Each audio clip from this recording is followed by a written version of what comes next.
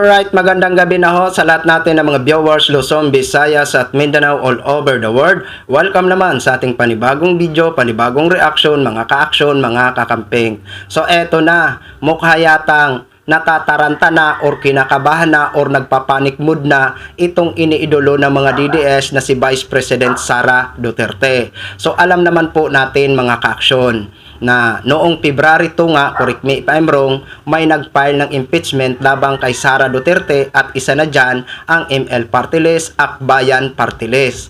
So, saan ba sila nag-file? Siyempre sa Secretary General ng House of Representatives. So, ano ba ang susunod na hakbang niyan? Siyempre, ang Secretary General ng House of Representatives i-repair or ipadala or i-transmit ito sa kay House Speaker Bujidi, di ba? So eto na nga, formal na daw na naipadala itong impeachment complaint dito kay House Speaker Bujidi. So ano bang susunod na hakbang niyan?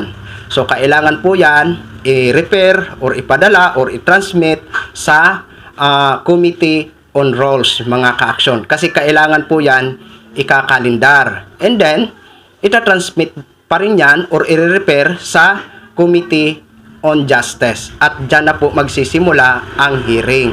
So, eto na nga ho, mga ka-action. Ito si Vice President Sara Duterte, nag-react. Oo, ito ho ang kanyang reaction sa Akbayan Party List. Kasi isa nga sa mga nag-file ng impeachment complaint laban sa kanya. So, ito po ang kanyang reaction. At dito po, may sagot din po itong si Akbayan Rafaela David sa kanya. So ito, panoorin at pakinggan po muna natin ito si Sara Duterte at isusunod ho natin ang naging sagot ng Akbayan na si Rafaela David. O ito ho mga ka-action, panoorin po muna natin.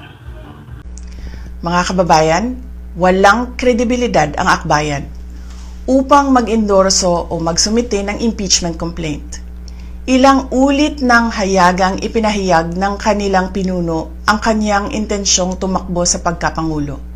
Isang malinaw na indikasyon ng pampulitikang motibo sa likod ng kanilang mga hakbang.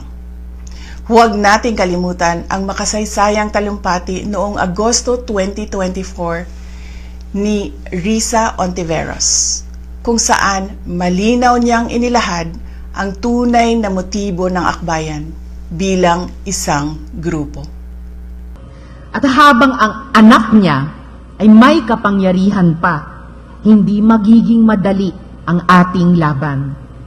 While VP Sara is in power, the threat of a full-blown Duterte comeback is still a very real and present danger. For one, they are supported by one major superpower, China.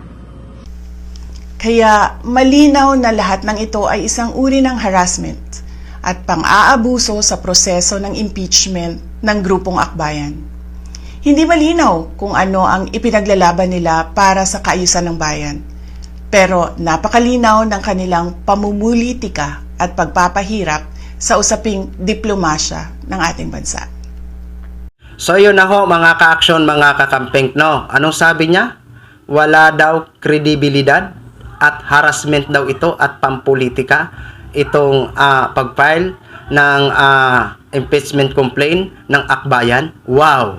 Wow! Talaga lang ba? Alam nyo, Vice President Sara Duterte, bago nyo po sabihin na walang kredibilidad ang mga yan, harapin nyo po yan. Harapin nyo po yan. Diba? Wala na po kayong maraming tsa-tsa. Diba? Dapat ang sabihin mo, haharapin ko yan. Papatunayan ko sa taong bayan na malinis ang aking pangalan sa mga di umano na mga aligasyon laban sa akin. Yan po ang dapat mong sabihin, Vice President. Hindi yung marami ka pang sinasabi. Diba? Harapin mo muna bago mo sabihin na walang kredibilidad ang isinampa na impeachment complaint laban sa iyo ng Akbayan. O eto naman po mga ka-action, ang naging sagot ni Ma'am Rafaela David ng Akbayan. Panoorin po muna natin. Sabi ni Vice President Sara Duterte, walang batayan ang impeachment complaint na inendorso ng Akbayan Party. Funny, for something she insists has no merit, it rattled her enough to release a video message. Not to answer the serious charges, pero para atakihin ang akbayan at ang aming senadorang si Risa Ontiveros. She even called the complaint harassment. How can something she insists is baseless harass her? Ano ba talaga, ate? Her video doesn't project confidence. Nangangamoy takot na tinatago sa bravado. Paano ba naman siyang hindi matatakot? The prospect of Congress impeaching her grows more real by the day. Simple lang naman ang hinihingi sa kanya. Ipaliwanag ang pagwaldas ng pera ng bayan. Pero hanggang ngayon, sa kabila ng napakaraming palusot, ayaw at hindi pa rin niya maipaliwanag sino ba sina Mary Grace Piatos and friends at kung saan napunta ang over 612 million in confidential and intelligence funds. Tama na ang palusot, Madam Sara. Stop panicking and prepare to be impeached. So yun na ho mga ka-action, mga kakamping, no, napakinggan na po natin si Ma'am Rafaela David ng Akbayan Party List. Totoo naman po ang kanyang sinasabi. 'Di ba? Huwag po kayong matakot, Sara Duterte. Kung kayo alam mo sa sarili nyo na wala kayong ginawang kasalanan, harapin nyo po 'yan. 'Di ba? Huwag po kayong matakot. Kung talagang naniniwala ka sa sarili mo na wala kang nilabag, harapin mo na lang. Huwag na maraming satsat. Wag na maraming sinasabi. Kasi ang gusto namin na taong bayan, ang katotohanan lang. 'Di ba? Ngayon kung malinis man ang iyong pangalan sa mga sa mga di umano na mga aligasyon laban sa iyo, di magiging proud ka. At least nalinis mo ang iyong pangalan sa amin ng mga taong bayan. Ang hiling lang po namin dito, sagutin mo ito, patunayan mo sa amin na malinis ang pangalan mo. Dahil ang gusto lang naman namin dito, ang katotohanan, Vice President Sara Duterte. Kaya wag na po kayo maraming wag na po kayo maraming sinasabi. Harapin nyo na po yan kung halimbawa pumasa po yan sa Kongreso at umabot yan sa Senado at magkaroon ho ng trial, harapin nyo na po yan.